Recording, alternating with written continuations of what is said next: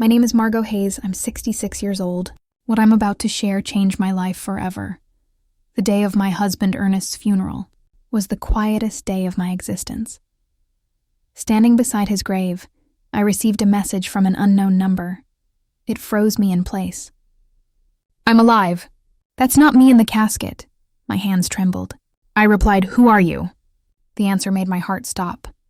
"I can't say. They're watching. Don't trust our sons." That moment shattered me completely. My world collapsed. Charles and Henry, my own sons, stood by the coffin with strangely calm faces. Their tears looked forced. Their hugs felt cold. Something was wrong. For 42 years, Ernest had been my partner, my comfort, my purpose. I met him when I was 24, in our small hometown, Spring Creek. We grew up on the same dusty roads, sharing modest dreams. I cleaned houses for my sick mother. Ernest repaired bicycles in his father's shop. We didn't have much, but we were happy. We had something money could never buy. Real love. I still remember the first time he spoke to me. It was a Tuesday morning. I was walking to the market, in my old green dress and worn-out shoes. Ernest stepped out of his shop, his hands covered in grease, and smiled shyly.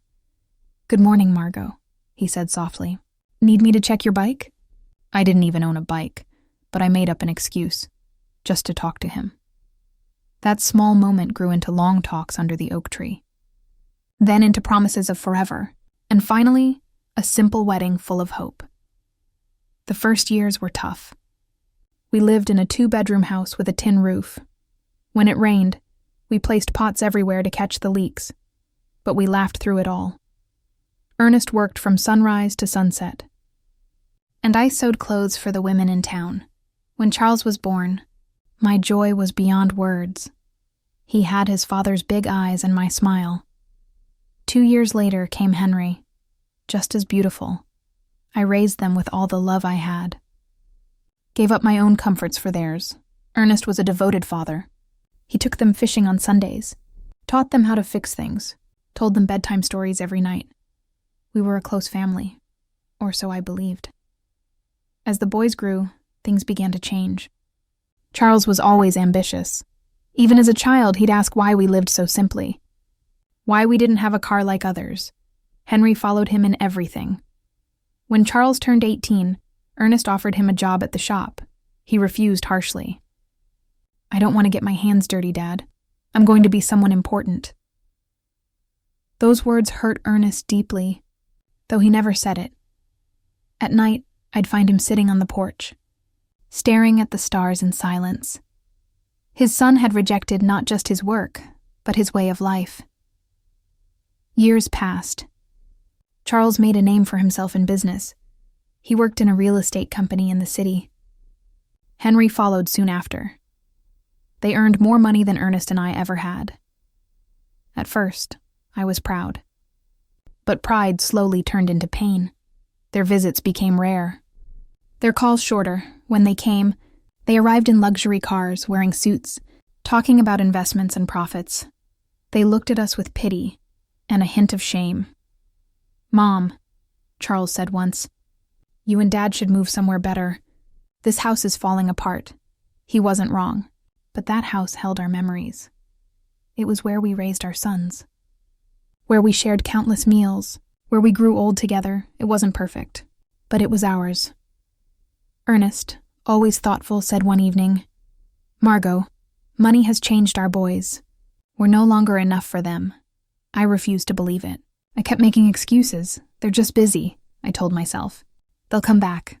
But deep down I knew Ernest was right. We had lost our sons long before I lost my husband. The biggest change came when Charles married Jasmine Albright, a city woman who never hid her dislike for our simple life. The first time she visited, she stepped onto our dirt porch in high heels and a bright red dress worth more than everything I owned. "Nice to meet you," she said, forcing a small smile. Her eyes scanned our home and I felt small. At dinner, she barely touched the food I'd cooked with love. Charles looked uneasy, apologizing for things he once took pride in. "Next time, we'll take them to a restaurant," he whispered to her, thinking I couldn't hear. But I did. and every word cut deep. Henry stayed single, but grew just as distant. He visited only on special occasions, always in a hurry to leave. Even during conversations, he was glued to his phone. "Mom, I have to go," he'd say. "I've got an early meeting tomorrow." Family Sundays became a thing of the past. The warmth we once had faded into silence and memories. Christmases became cold and formal. My sons brought expensive gifts we didn't need. They stayed for only 2 or 3 hours, then left with clear relief. Ernest and I grew old alone, finding comfort only in each other. He kept working at his shop, though his hands had lost their strength. I continued sewing, even as my eyesight worsened. We managed with our small income, proud never to ask for help from our successful sons. One of the saddest things, "Margot," Ernest said one night as we drank coffee on the porch, "isn't that they have money. It's that money made them think we no longer matter." He was right, as always. Our sons hadn't just changed financially, they had changed inside. We were no longer their beloved parents, but reminders of a past they wanted to forget. Things worsened when Charles bought a $200,000 house in an exclusive neighborhood. Henry soon followed, purchasing a $150,000 condo. Suddenly, they owned fortunes we couldn't even imagine. "You should sell this house and move into a retirement community," Jasmine suggested during one of her rare visits. "There are lovely places for people your age. You'd be more comfortable." The word community hit me like a slap. A retirement home. After 40 years of building our life here. Ernest replied calmly, "We don't need a home. We're fine right here." But I saw Charles and Henry's faces. They agreed with Jasmine. To them, we were no longer parents. We were a problem to solve. Then the direct suggestions began. Charles came one day holding documents he hadn't shown us before. "Dad, Mom," he said with that practiced smile, "I've been thinking about your future. This house isn't worth much, maybe $1,000. If you sell it, I can add some money so you can move somewhere better." But there was no place better than our home. The place where we'd been happy for decades. Charles couldn't understand that. To him, everything was about value, about numbers. He continued, "I also think Dad should retire. He's 70 now. It's time to rest." Ernest looked at him with deep sadness. "Son, working isn't a burden. It's what keeps me alive. It gives my days meaning." "But you could get hurt," Henry added, supporting his brother as always. "At your age, an accident would be serious." Their words sounded caring, but I sensed something else. Impatience, urgency, something I couldn't name. The following months were tense. Our sons kept pushing us to sell the house. They brought real estate agents without asking. They had the house appraised without our consent. They even talked about what would be best for everyone. "Look," Charles said during one uncomfortable dinner, "Jasmine and I plan to have kids soon. We'll need help with expenses. If you sell the house and move somewhere smaller, that money could be an early inheritance." An early inheritance, while we were still alive. The boldness of it left me speechless. Ernest stayed calm, but I saw his jaw tighten. "Son," he said, "when your mother and I pass, everything we have will be yours. But while we're alive, our choices are our own." "Don't be stubborn," Henry snapped, a tone I had never heard from him before. "You're old now. You can't keep living in the past."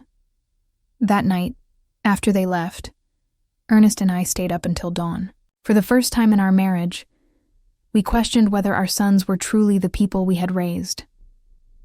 "Something's wrong, Margot," Ernest said quietly.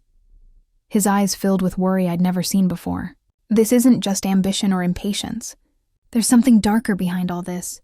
He was right, more than I could imagine. I didn't know our own sons were planning something that would change our lives forever. The last normal talk I had with Charles was 3 weeks before Ernest's death. He came alone, without Jasmine, looking unusually serious. "Mom," he said, sitting at the kitchen table where he'd eaten breakfast as a boy, "I just want you to know, no matter what happens, Henry and I will always take care of you." At the time, his words comforted me. But now, standing beside Ernest's grave, they send chills down my spine. Why did he say no matter what happens? What did he know that I didn't? The accident that changed everything happened on a Tuesday morning. Ernest left early for his shop, as he always did. I was in the kitchen making his favorite meal, meatloaf and mashed potatoes, when the phone rang with alarming urgency. "Mrs. Hayes?" a voice said. "I'm calling from Memorial Hospital. Your husband has been in a serious accident. You need to come immediately." The words blurred together in my mind. The world stopped. My legs gave out, and I clung to the doorframe to stay upright. What happened? "Is he okay? Is he alive?" I cried. "Ma'am, please come as soon as possible. The trip to the hospital was a nightmare. My neighbor Doris had to drive me. My hands were shaking so badly I couldn't hold the keys. All the way there, my mind refused to believe it. Ernest was always careful, always cautious. How could this happen? When we arrived, Charles and Henry were already there. That surprised me. No one had even called them yet, at least not me. But in my panic, I didn't notice that detail. "Mom," Charles said, hugging me tightly. "Dad is in bad shape. The doctor said one of the machines at the shop exploded." He looked serious. "Dad has severe burns and a head injury." Henry's eyes were red, but something about his face felt strange. He looked more nervous than sad, like he was waiting for news, not grieving. "Can we see him?" I asked, desperate. "Only immediate family," the nurse replied. "One at a time, 5 minutes max." When I entered the ICU, my heart broke. Ernest was surrounded by machines. Bandages covered most of his face and arms. I could barely recognize him. His breathing was shallow, mechanical. The beeping never stopped. I took his hand, the only part untouched. "Ernest, my love, I'm here," I whispered. "You'll get through this, like always." For a second, I felt him squeeze my hand. His eyes moved under his lids. He was fighting. My warrior was fighting to return to me. The next 3 days were the longest of my life. I stayed at the hospital, barely sleeping. Charles and Henry took turns with me, but they seemed more focused on talking to the doctors than being near their father. I overheard parts of their conversations. Henry asked about insurance and treatment costs. Charles talked on the phone about life insurance policies. On the second day, Charles came to me. "Mom," he said, "we reviewed Dad's insurance. He has $50,000 in life coverage, and workers' comp might add another $75,000. I stared at him. "Why are you talking about money?" I snapped. "Your father is still fighting for his life." "Of course, Mom," he said softly, but his eyes were cold, calculating. On the third day, Dr. Patterson called us in. He spoke gently. "Mrs. Hayes, your husband's condition is critical. The burns are infected, and the brain injury is worse than expected. We need to be realistic about his chances." My voice trembled. "What does that mean?" "It means you should prepare for the worst," he said. "Your husband is in an induced coma. We can keep him alive artificially, but recovery is very unlikely." My world fell apart. 42 years of marriage, and now everything was slipping away. "We want to try everything," I cried. "No matter the cost, no matter the time." But Charles looked at Henry. "Mom," he said carefully, "Dad wouldn't want to live like this. He never wanted to be a burden." "A burden?" I shouted. "He's your father, the man who worked his whole life for you." "We know, Mom," Henry added, "but we also have to think about you. The bills will destroy your savings. Money, always money." That night, I sat beside Ernest's bed. "My love," I whispered, "I don't know what to do. They say there's no hope, but I can't let you go." Then it happened. His fingers moved. He squeezed my hand. His lips trembled as if trying to speak. "Help," I shouted. "He's reacting." But by the time the nurses arrived, he was still again. The nurse checked the monitors. "Sometimes it's just muscle spasms," she said gently. "It doesn't mean he's conscious." But I knew better. He was trying to tell me something. 2 days later, early Friday morning, alarms went off. Lights flashed. Nurses rushed in. I woke up and ran toward the room. No, please," I screamed. They tried for 40 minutes to revive him. But at 4:37 a.m., Ernest was declared dead. The pain crushed me. I clung to his still warm body, refusing to let go. An hour later, Charles and Henry arrived. They looked prepared. Too prepared. Charles had documents. Henry made phone calls. "We contacted the funeral home," Charles said. "They can pick him up this morning." "And the insurance," Henry added. "The claim is already in process." I stared at them in disbelief. How could they be so calm, so organized, just an hour after losing their father? The funeral was set for Monday. Charles arranged everything, yummers, without asking me. He chose the simplest coffin, the shortest service. "It's what Dad would have wanted," he said. But Ernest deserved more. Not this rush to bury and forget. The day of the funeral was cold and gray. Even the sky seemed to cry for him. I wore my old black dress. My hands trembled so much that Doris had to help button it. "Be strong, Margot," she whispered. Ernest would want that. But I didn't feel strong. I felt hollow. Everything in the house reminded me of him. At the cemetery, I noticed how few people came. Only Charles, Henry, Jasmine, Doris, me, and the pastor. "Where are his co-workers?" I asked. "We didn't want to bother anyone," Charles said quickly. Dad preferred small gatherings. That wasn't true. Ernest loved people. He would have wanted them there. During the service, I watched my sons. Charles kept checking his watch. Henry looked impatient. Jasmine hid behind her phone. The pastor talked about peace and heaven. But I didn't want peace. I wanted Ernest back. When it was time to throw dirt on the coffin, my knees gave out. Doris held me as I cried. The sound of dirt hitting the wood was unbearable. Then my phone buzzed. A message from an unknown number. "I'm alive." "That's not me in the casket." My heart stopped. The words blurred before my eyes. With shaking hands, I replied, "Who is this?" The answer came fast. "I can't say. They're watching. Don't trust our sons." The phone fell from my hand. Doris bent to pick it up, but I stopped her. No one could see those messages. Not yet. "Mom, are you okay?" Charles asked, walking over. I stared at his face, searching for truth. He looked concerned. But now every expression seemed suspicious. "I'm fine," I said quietly, but inside I knew. Nothing was fine anymore. I lied, slipping the phone into my purse. "I just need to go home," I said. On the way back, those messages wouldn't leave my mind. Was someone playing a cruel joke at the worst time of my life? Or could it really be possible that Ernest was alive? But if he was alive, who had we buried? And if he wasn't, who knew so much about our lives, especially about our sons? That night, alone in my silent house that now felt like a tomb, I went over every detail of the last few days. Ernest's accident had been strange from the start.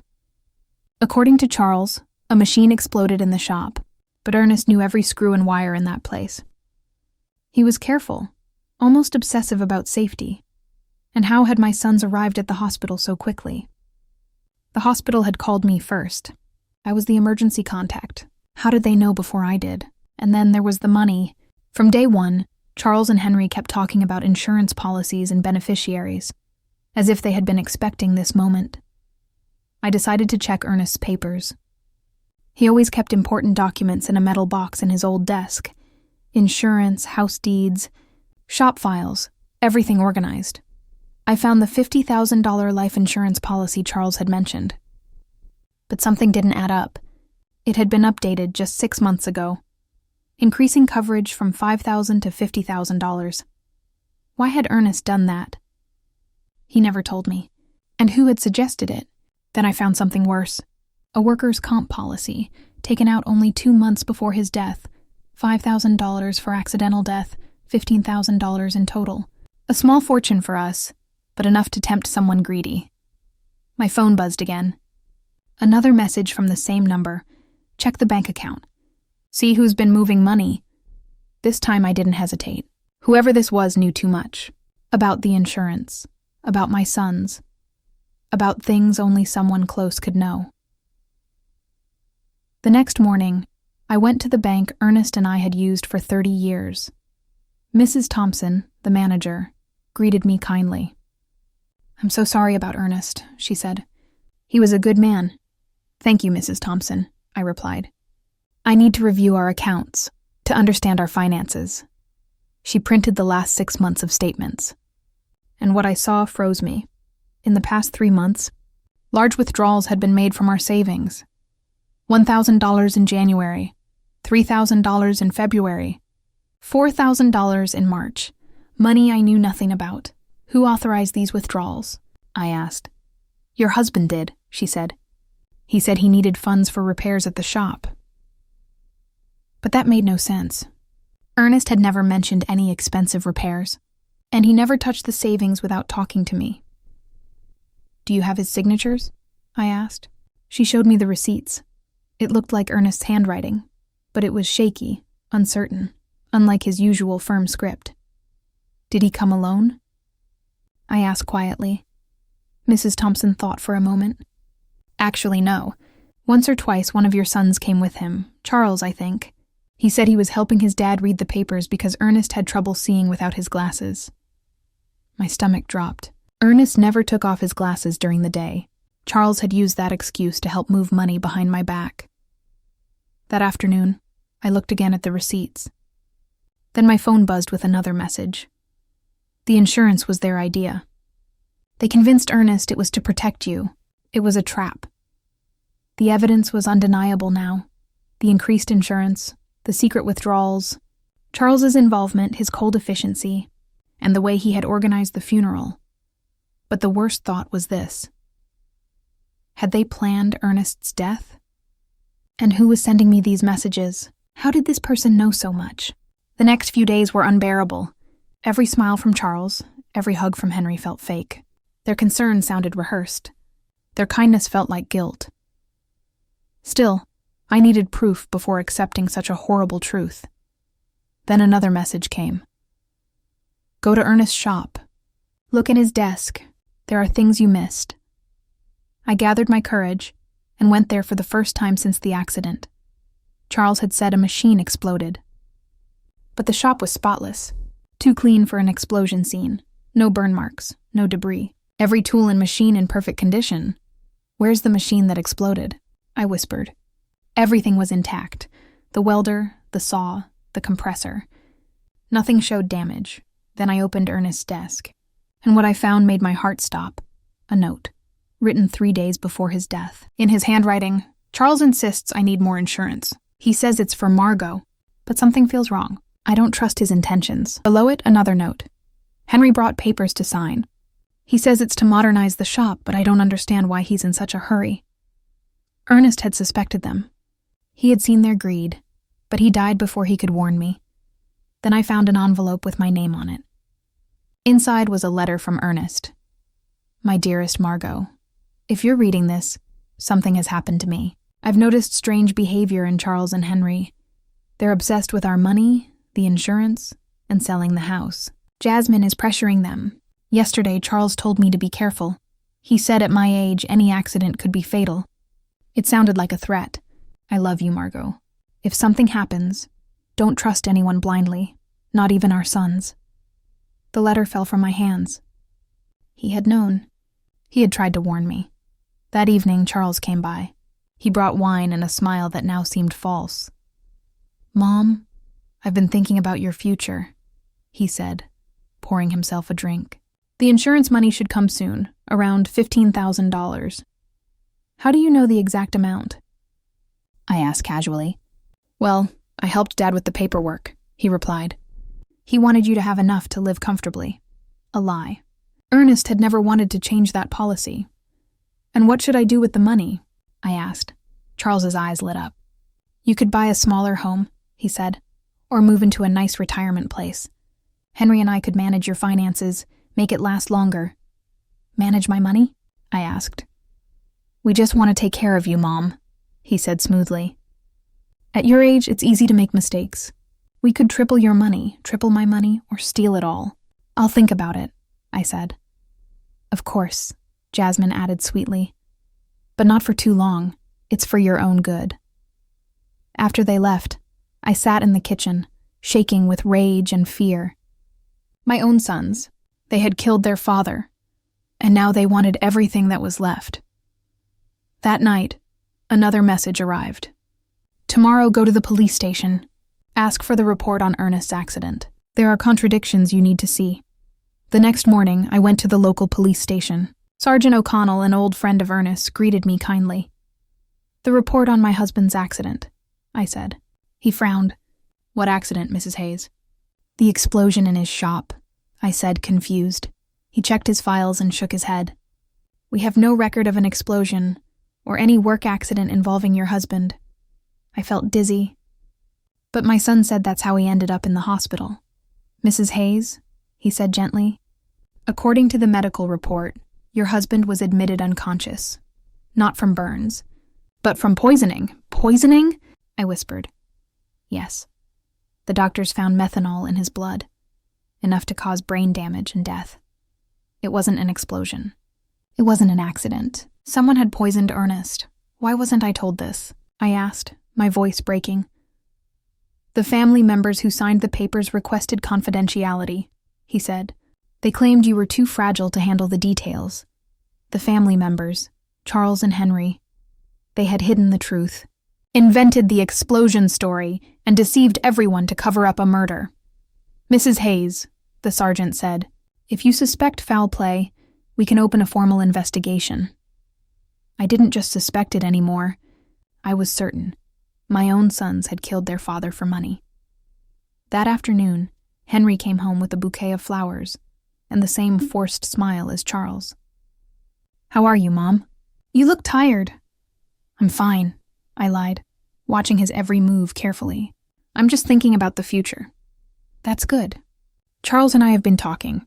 We think you should sell the house soon while it's still doing well in the market. Why the rush? I asked. Well, old houses lose value fast, and you'll need cash for expenses, funeral costs, medical bills, more lies.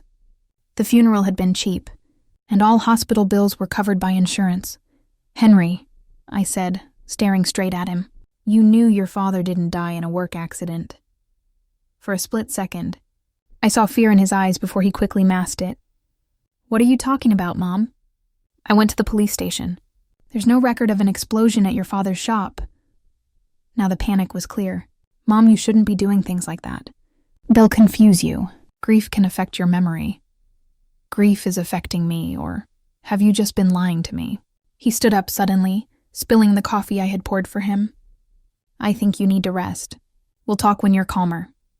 He rushed out, but not before making a tense phone call on the porch. I couldn't hear the words, but his tone was worried.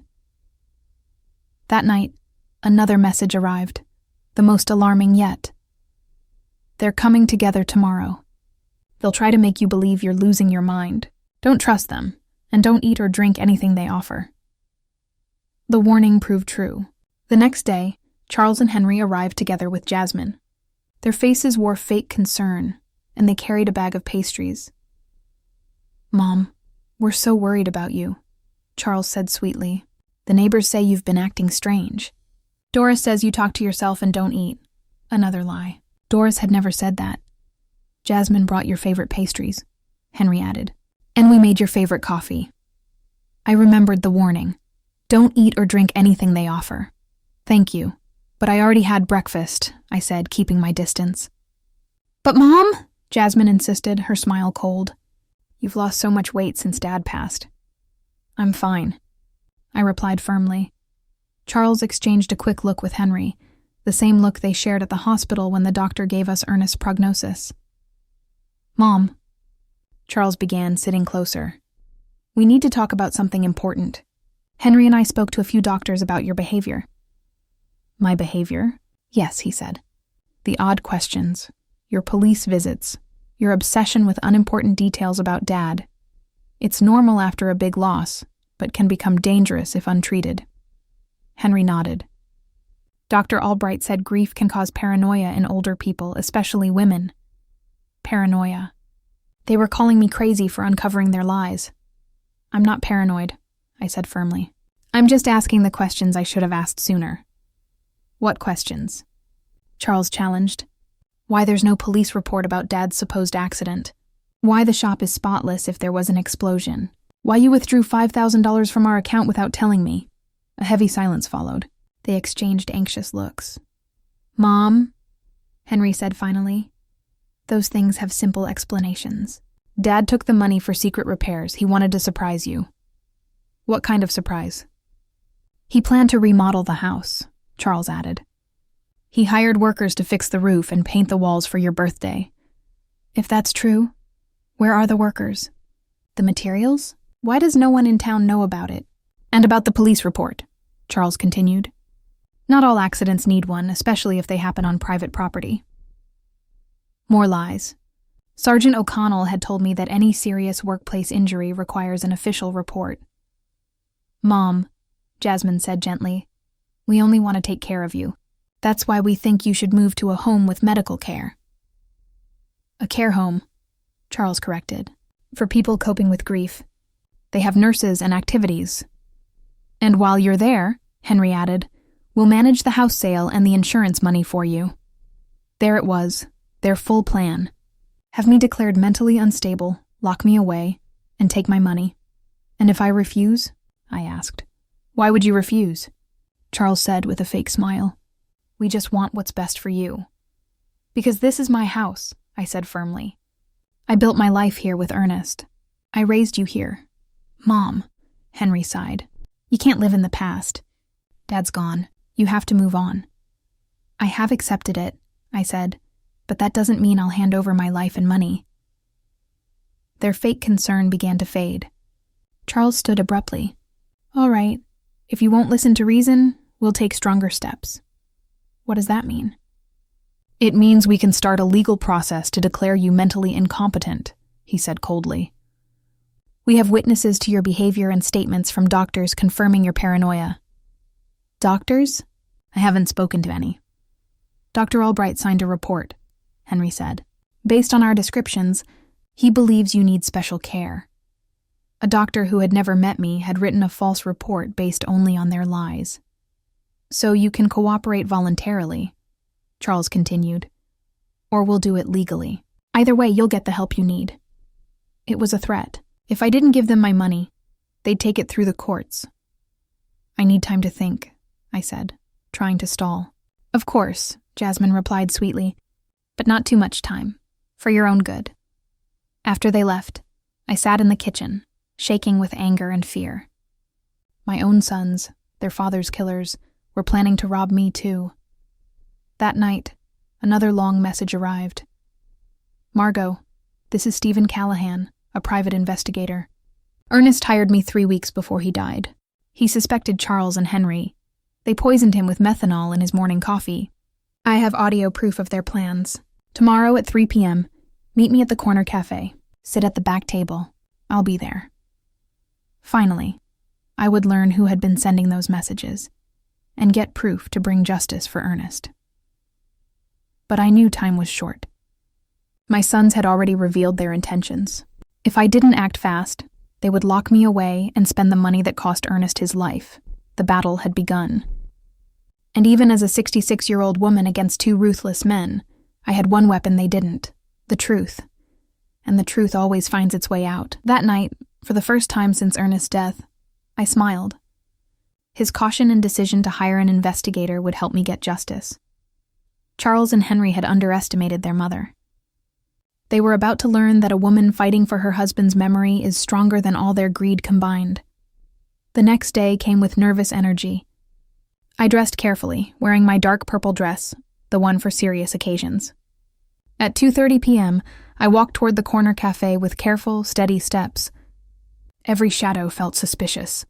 Every passerby looked like a spy sent by my sons. The cafe was moderately busy. I went straight to the back table and ordered chamomile tea, hands trembling slightly. Exactly at 3, a tall man in his 50s approached. His gray hair and calm, intelligent eyes gave him a kind yet serious look. Mrs. Hayes? He asked softly. I nodded. I'm Stephen Callahan. I'm sorry for your loss. Ernest was a good man. He sat down and placed a brown folder on the table. Before I show you this, he said, you should know it will be painful. Are you ready? I've been ready since I got your first message, I said firmly. Stephen opened the folder and took out a voice recorder. Ernest came to me a month ago, he said. He was worried about his sons and hired me to investigate them. He pressed play. Ernest's familiar voice filled the small cafe. "Stephen, if something happens to me, it won't be an accident. Charles and Henry have been pushing me to increase my insurance. Yesterday, Charles brought papers he said were to protect Margot, but they also benefit him and Henry." My heart pounded. Hearing Ernest's voice again was painful and comforting all at once. But his words confirmed everything I had feared. The recording continued. Henry had been asking strange questions about my daily routine, what I ate for breakfast, when I left the house, and if Margot joined me at the shop. He said it was out of concern, but something in his tone made me uneasy. Stephen paused the recording. "This conversation was 3 weeks before your husband's death," he said. "But there's something even more recent." He played another clip. This time it was Charles's voice on the phone. "No, we can't wait any longer. The old man is starting to suspect something. Yesterday, he asked why I'm so interested in his insurance. Yes, I already have the methanol. It's perfect. Looks like a heart attack or stroke. Mom won't be a problem. After Dad dies, she'll be too broken to stop us." Tears rolled down my cheeks. It was my son's voice. Calm, cold, planning his father's murder. "There's more," Stephen said quietly. "This one's from the day before Ernest's death." A new recording began. Now it was Henry talking. "Everything's ready. Tomorrow, Charles will put the methanol in Dad's coffee. We told him it's a vitamin from the doctor. He'll drink it without question. It starts with dizziness, confusion, then blindness, seizures, coma. By the time they realize it's poisoning, it'll be too late." My world collapsed. They hadn't just planned Ernest's murder. They carried it out with chilling precision. How could my sons, the boys I raised with love, become so cruel? "How did you get these recordings?" I asked through my tears. "Ernest asked me to," Stephen said. "He was afraid, though he didn't know why. We placed listening devices on your home phone and a few other spots." He opened a folder and showed me photos. "Here, Charles buying methanol at a hardware store, 5 days before Ernest's death. Paid in cash, fake name, but it's clearly him." Then Stephen showed me bank statements. "For months, your sons have been spending far more than they earn. Charles owes $70,000. Henry has $40,000 in gambling debts. They were desperate. It all made sense now. Their motive wasn't only greed, it was financial ruin." "Why didn't you go to the police right away?"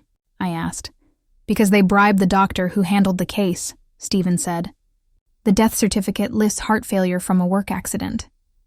Without medical proof, the recordings alone weren't enough." "But now we have everything," I said, feeling pain mixed with resolve. "Exactly," he replied. "But there's one more thing you must know." My blood froze. "What?" "Your sons were planning to kill you next." He played the last recording, both Charles and Henry talking. "Once we get Dad's insurance money, we have to deal with Mom too," Charles said. "Same method," Henry replied. "We'll make it look like suicide, a grieving widow. No one will question it. We'll get everything. The house, the savings, the insurance." The audio stopped. I was trembling. My sons had murdered their father and were planning to murder me, for money. "Mrs. Hayes," Stephen said gently. "I know this is unbearable, but we can make them pay. We must go to the police. Now," he continued. "They're also trying to have you declared mentally unfit tomorrow at 10 a.m. If they succeed, it'll complicate everything." I stood up. "Then we act tonight." "Exactly," Stephen agreed. "But first, one last thing." He pulled another photo from the folder. It showed Ernest leaving a city clinic. 3 days before he died, he had a full checkup. The results were perfect. No heart problems, no illness. This confirms the poisoning. That was the final proof. Ernest had been healthy, murdered by his own sons. "Stephen," I said, taking his hand. "Thank you for honoring his promise. Let's get justice." That night, we went to the police station. Sergeant O'Connell was on duty. "Sergeant," I said, "I need to report my husband's murder." He looked surprised. "Murder?" "But the death certificate, it's false," I said, placing the folder on his desk. "He was poisoned by our sons." For 2 hours, we showed him everything. The recordings, the photos, the bank records, the medical report. He listened silently, his face growing pale. "This is monstrous," he finally said. "Are you sure you want to proceed?" "Sergeant," I replied firmly, They killed my husband and planned to kill me. They are no longer my sons. They're criminals. We'll need to exhume Ernest's body, he said. Do whatever it takes, I answered. He called the district attorney that same night. The DA arrived, reviewed the evidence, and issued arrest warrants for Charles and Henry. We'll move at dawn, he said, before they can destroy anything. Stephen walked me home afterward. Will you be okay? He asked. I will, I said. I'm not afraid anymore. I stayed awake until morning looking at Ernest's photos. For the first time since his death, I felt not only grief, but peace. Justice was coming. At 6 a.m., my phone rang. It was Charles. Mom, you need to come to Henry's house right away. Something terrible happened. What happened? I asked, pretending to worry. I'll explain here. Please hurry. I knew it was a trap. But I also knew the police were already on their way. I'm coming, I lied. At 7:30, I saw police cars speeding toward my sons' homes. My phone rang again and again. Charles, then Henry. Desperate calls I ignored. At 9 a.m., Sergeant O'Connell knocked on my door. Mrs. Hayes, he said, we've arrested Charles and Henry. They're charged with first-degree murder and conspiracy. My legs trembled, not with fear, but relief. How did they react? I asked. Charles denied everything until we played the recordings. Then he broke down. Henry tried to escape. We caught him 6 blocks away. That afternoon, Jasmine came to see me. She arrived crying, begging, completely different from the cold, calculating woman I once knew. Mrs. Hayes, please, you have to drop the charges against Charles. He isn't evil. He was just desperate because of his debts. This is my fault, too. I pushed him too hard to find money. I looked at her without an ounce of sympathy. Jasmine, your husband poisoned mine. He also planned to kill me. There's no excuse for that. But we're family, she shouted, desperate. Think of what this will do to the family. The family died the day you chose to kill Ernest for money, I replied coldly. Now please leave my house. 3 days later, Ernest's body was exhumed. The lab confirmed what Stephen had found. Lethal levels of methanol in his system, enough to explain every symptom he had before dying. The case became a local sensation. No one could believe 2 sons had murdered their father for money. Newspapers called it the cruelest crime of the decade. As the investigation went on, more details came out. Charles owed $70,000 to illegal lenders who were threatening him. Henry had lost $50,000 in underground gambling and faced similar threats. They saw Ernest's life insurance as their only escape, but their greed made them raise the insurance amount so drastically that it caught their father's attention. We also learned that the doctor who falsified the death certificate had been paid $5,000 in cash by Charles. He was arrested for falsifying documents and obstructing justice. Stephen explained the full plan Ernest had arranged with him. Your husband was smarter than his sons thought, Stephen said. He knew danger was coming, though not exactly what. He hired me to watch them and to protect you if anything happened. Did he know they wanted to kill him? I asked. Not for sure, Stephen answered, but he suspected it. That's why he asked for the recordings and documentation. He wanted the truth to come out if he died. Even in his final days, Ernest had been protecting me. He saw the betrayal coming and made sure justice would follow. 2 months later, the trial began. Both Charles and Henry faced first-degree murder charges, carrying 25 years to life. The courtroom was full that day. Reporters from different newspapers were there to cover what was now called the case of the killer sons. Neighbors, co-workers, and even strangers filled the seats, eager to see justice. I wore my best black dress, the same one from our wedding, now a symbol of mourning and dignity. Stephen sat beside me the whole time. His presence gave me strength. When Charles and Henry entered in handcuffs and orange prison suits, my heart broke again. But there was no pity left, only sadness for the moral death they chose long before they killed their father. The prosecutor presented the evidence with precision. One by one, the recordings were played. The courtroom fell silent as Charles and Henry's voices filled the air, calmly planning Ernest's murder. When the recording of their plan to kill me played, people gasped. An older woman even left the room in tears. I couldn't blame her. "Ladies and gentlemen of the jury," the prosecutor said, "this is not simple family greed. This is cold, calculated murder. Two men killing the father who raised them out of love, just to pay their debts." Their lawyers tried to argue desperation and influence, but the proof was undeniable. The recordings, the bank statements, the toxicology results. When I was called to testify, my legs trembled, but my voice was steady. "Mrs. Hayes," the prosecutor asked, "what was your relationship with your sons before your husband's death?" "I thought it was good," I replied, looking at them. "I raised them with love. Their father worked tirelessly to give them everything. I never imagined love and sacrifice would become the reason for murder." "Did you ever suspect they could harm your husband?"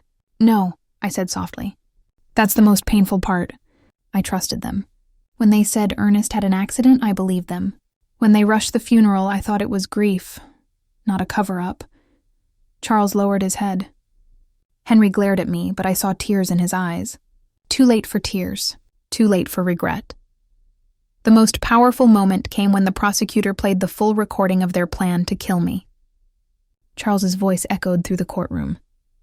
"Once we get Dad's insurance money, we need to get rid of Mom, too." A wave of shock ran through the crowd.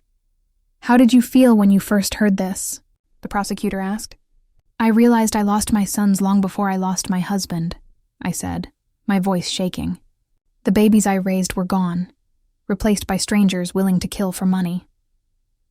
The defense tried to claim grief had clouded my judgment, but the recordings spoke for themselves. Stephen testified next, explaining how Ernest had hired him, fearing his sons. He described every piece of evidence, every step of the investigation. The medical examiner confirmed the poisoning, describing exactly how methanol had destroyed Ernest's body. After 3 days of testimony, closing arguments began. The prosecutor said firmly, "Charles and Henry are not victims. They are predators who saw their parents as obstacles. They deserve justice, not sympathy." The jury deliberated for 6 hours. When they returned, the courtroom went silent. The judge read the verdict. In the case of the state versus Charles Hayes and Henry Hayes, on the charge of first-degree murder of Ernest Hayes, we find the defendants guilty. The room erupted in whispers. Charles collapsed in his seat, finally realizing what he'd done. Henry stayed still, emotionless. On the charge of conspiracy to commit murder against Margot Hayes, guilty. The judge sentenced them both to life in prison without parole for 30 years. When I heard those words, I felt a great weight lift from my heart. Justice, at last. After the trial, many people hugged me, offering comfort. Doris wept beside me, whispering, "Ernest can rest in peace now." That night, my house felt different, no longer full of pain and betrayal. It was my home again, the place where Ernest and I had been happy for 42 years. A week later, Stephen visited. "How do you feel?" he asked. "At peace," I said. "For the first time since Ernest's death, I sleep well. He can rest now. Justice was done." "As for the money," I added, "I donated the life insurance to a charity for victims of family crimes. It was blood money. I couldn't keep it. My savings are enough for a simple life." 6 months later, I received a letter from prison, from Charles. "Mom, I know I don't deserve forgiveness. I regret everything. The money blinded us. We destroyed our family for nothing. Tomorrow I'll end my life. I can't live with this guilt. Tell Dad I'm sorry. I couldn't stop it." Charles was found dead in his cell the next day. When Henry learned of his brother's death, he had a complete breakdown and was moved to a psychiatric hospital. Now, 2 years after the trial, I live quietly in my small house. I turned Ernest's workshop into a garden, where I grow flowers to take to his grave every Sunday. Stephen visits often, making sure I'm doing well. Neighbors sometimes ask if I miss my sons. The answer is complicated. I miss the boys they once were, not the men they became. True family isn't defined by blood, but by love, loyalty, and respect. Ernest was my family for 42 years. The friends who stood by me during the trial are my family now. Justice didn't bring Ernest back, but it gave me peace. And some nights, when I sit on the porch where we used to drink coffee together, I can almost feel his presence. proud that I was strong enough to do what was right, even when it meant losing my sons forever. 5 years have passed since that terrible day in the cemetery, when I received the message that changed my life forever. Today, I'm 71 years old. My white hair reflects every storm I've faced and survived. But my eyes, as my dear friend Doris says, now shine with a peace they never had before. The house where Ernest and I built our dreams remains my refuge. I've made a few improvements with my savings, painted the walls a soft yellow, Ernest's favorite color, and turned his old workshop into the most beautiful garden in the neighborhood. Red roses, white carnations, and tall sunflowers that always follow the sun, just as Ernest taught me to do during our hardest years. Stephen Callahan became more than the investigator who helped me get justice. He's now like family. Every Wednesday afternoon, he visits for coffee on the porch and tells me stories about his new cases. Sometimes he asks, "Do you ever regret reporting your sons? Would it have been better to keep the secret?" "Never," I always reply. The truth hurts, but lies destroy the soul. The foundation I started with Ernest's life insurance has grown beyond what I imagined. The Ernest Hayes Foundation for Victims of Family Crimes now helps dozens of families every year, families who've suffered tragedies like mine. We have psychologists, lawyers, and investigators, all working to make sure no one has to suffer in silence the way I once did. 6 months ago, a 40-year-old woman named Eleanor came to see me. She believed her brother had killed their mother for inheritance. Her story was painfully familiar: greedy relatives, pressure to sell property, strange behavior after the death. The foundation gave her a private investigator, legal guidance, and emotional support. When her brother was convicted 3 months later, Eleanor hugged me with tears in her eyes. "Mrs. Hayes, you saved my life," she said. "If you hadn't been brave enough to report your sons, I never would have had the courage to report my brother." Moments like that remind me why all the pain I endured was worth it. Henry is still alive, though he's no longer the man I once knew. After Charles's suicide, his mind completely collapsed. Doctors say he lives in constant guilt and fear, convinced Ernest visits him every night to scold him. He's attempted suicide 3 times, but the guards keep him under constant watch. He writes me letters now and then, rambling, full of apologies and pleas for forgiveness. At first I read them, hoping to find a trace of the son I once loved. But I soon realized they only reopened old wounds. Now I keep them sealed in a shoebox. Maybe I'll read them someday. Maybe not. I have the right to protect my peace. Jasmine disappeared right after the trial. I heard she moved to the city and changed her name. I don't blame her. Carrying a murderer's last name can't be easy. Sometimes I wonder if she knew what Charles planned. But those questions belong to the past. I've learned to live in the present. The town of Spring Creek will never forget what happened. It became a local legend, a story parents tell their children about greed and betrayal. Some see me as a hero, others as the cruel woman who sent her own sons to prison. I don't care what they think. I know the truth, and the truth gave me peace. My health is surprisingly good for my age. The doctor says it's because I finally let go of years of stress and grief. The body heals when the heart finds peace, he told me. Sunday mornings are my favorite. I cut fresh flowers from my garden and walk to the cemetery to visit Ernest's grave. His headstone reads, "Ernest Hayes, beloved husband, betrayed father, honorable man. His love was stronger than death." I tell him everything, about the foundation, the families we've helped, and the thank you letters we receive. Sometimes I swear I feel his presence in the breeze that moves the trees nearby. "Do you know what's strange, my love?" I said during my last visit. "I don't feel pain when I think of Charles and Henry anymore, only pity. Pity because they had all the love in the world and chose hate. They had a family that adored them and chose betrayal. They had the chance to be good men like you, but chose to be murderers." Last week, a reporter came from the city to interview me for a documentary on family crimes. She asked, "Is there anything you'd like to tell others going through something similar?" I said, "Family is never an excuse for crime. Love isn't blind. Real love has boundaries. If someone who says they love you can hurt you for money or convenience, then that isn't love.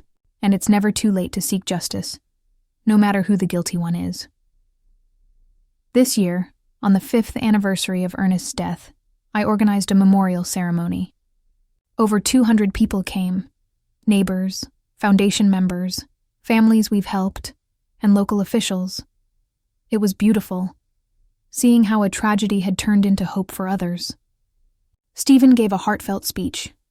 Ernest Hayes died because of his son's greed, but his legacy lives on in every family that finds justice through his wife's courage. Evil tried to destroy his story, but good turned it into light. At night, before bed, I sometimes look at old photos, Charles and Henry as little boys, playing in the yard, hugging their father, laughing with me at Christmas. I allow myself to cry for those innocent children, but not for the men they became. They made their choice. My story became more than my own tragedy. It became proof that justice is possible, even from the unlikeliest places. A 66-year-old widow showed that truth is stronger than lies, and real love outlasts betrayal. Tomorrow is Wednesday. Stephen will come for coffee as always. I'll bake his favorite pastry and tell him about the new thank you letters we received. Then we'll plant new flowers for spring. Life goes on, simpler, but more real than ever. I've learned that true family isn't about blood. It's about shared values, respect, and love that never turns into harm. Ernest, wherever you are, I hope you know I kept my promise that day at your grave. I found the truth, I sought justice, and I turned our pain into hope for others. Your death was not in vain, my love. Did you enjoy my story? Where are you listening from? Let's meet in the comments. If you like this story, you can send a super thanks to support the channel, so I can bring you more real-life stories like this one. Thank you for your kind support. I can't wait to read your comments. On screen, you'll find 2 more life stories I highly recommend. There's so much more waiting on my channel. Don't forget to subscribe. See you in the next life story.